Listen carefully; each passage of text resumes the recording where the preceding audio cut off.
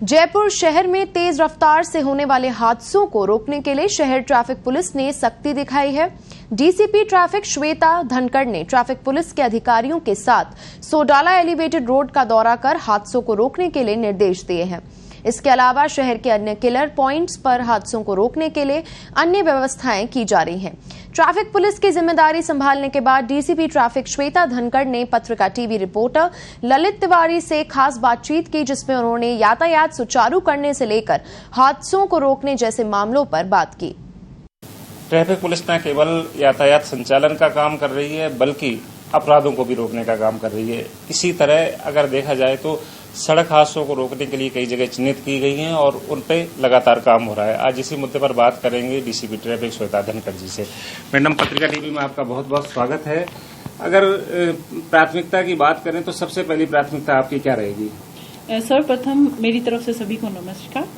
आज जो जयपुर में अगर हम देखें, व्हीकल का पॉपुलेशन बढ़ रहा है और रोड इंफ्रास्ट्रक्चर वही का वही है, तो ये जो चैलेंज प्रस्तुत करता है यातायात पुलिस के लिए कि लोगों के लिए सुगम यातायात व्यवस्था रहे और लोगों को असुविधा कम से कम हो।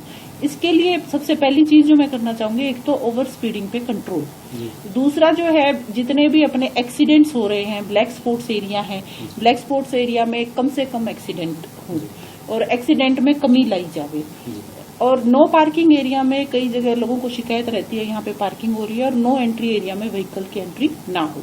साथ ही ITMS जो हमारा है, इंटीग्रेटेड ट्रैफिक मैनेजमेंट सिस्टम, इसमें स्पीड वायलेशन जो सिस्टम लगाया है उसके थ्रू पॉपअप हम कंट्रोल रूम से कंट्रोल करें और देखें कि जो स्पीडिंग लिमिट है वो ठीक रहे। और साथ ही साथ जैसे आदर्श चौराहा और सुगम पथ है, इनमें हम थोड़ी कार्यों में तेजी लाना चाहेंगे। एक मैडम, ये जो सोडाला एलिवेटेड रोड की बात करें उससे आए दिन हादसे होते हैं, लेकिन इसमें पर्याप्त इंतजाम नहीं हो रहे जिससे कि हादसों को रोका जा सके। इसके लिए आपकी कोई योजना? ये जो सोडाला रोड है, ये मैंने पर्सनली भी देखा है। इसमें जो क्योंकि घुमाव है और घुमाव की जगह अभी जो हमने कार्य किया है, रिफ्लेक्टर तो हमने लगाए हैं, साथ ही साथ मैंने सर्वेलेंस कैमरा के लिए भी लिखा है और स्पीड वायलेशन सिस्टम जो अपना ITMS के अंडर है और पॉपअप के लिए हमने अभी एजेंसी को लिखा है। इसमें मैं प्रयासरत रहूंगी कि ये किया जाए।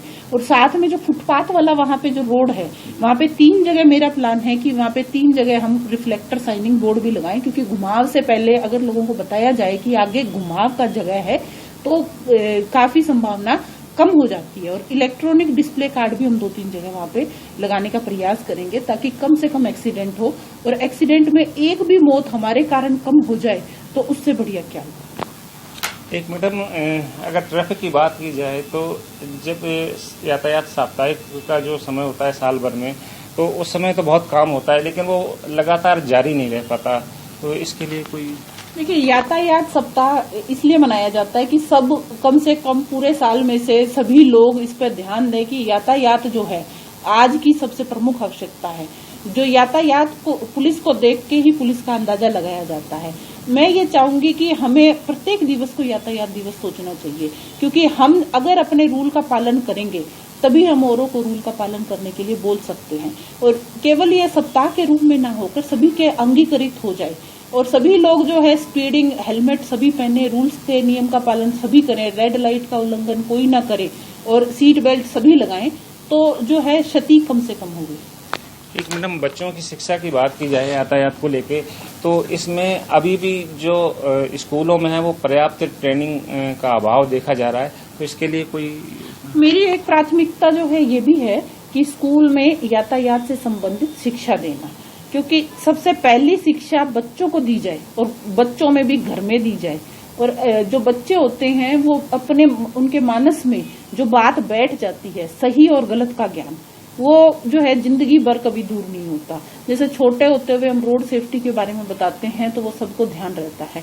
इसमें मेरी प्राथमिकता रहेगी, मेरे यहाँ पे विंग भी है ट्रैफिक एजुकेशन से रिलेटेड, और मैं अपनी ट्रैफिक एजुकेशन को थोड़ा फास्टन भी करूंगी ताकि स्कूलों में जाके, जैसे ही स्कूल खुलेंगे तो सभी स्कूल्स और कॉलेजेस में हम जाके सभी को यातायात के नियमों के बारे में बताएंगे। केवल ट्रैफिक सप्ताह को छोड़कर हम हर सप्ताह हर जगह जो भी विलिंग होंगे, मैं सभी से निवेदन भी करूंगी विलिंगनेस से एक बार आप हमारे पास भी आवे कि हमें जो है ट्रैफिक के बारे में सभी को रूल्स रेगुलेशन बताने हैं और सभी बच्चे, क्योंकि कई बार पिता अगर हेलमेट ना लगा के जाए, बच्चा अगर बोल दे कि हेलमेट लगाना जरूरी है, रूल का नियम का पालन करें, तो वो जो चीज है वो मैं चाहती हूँ बच्चों में आवे।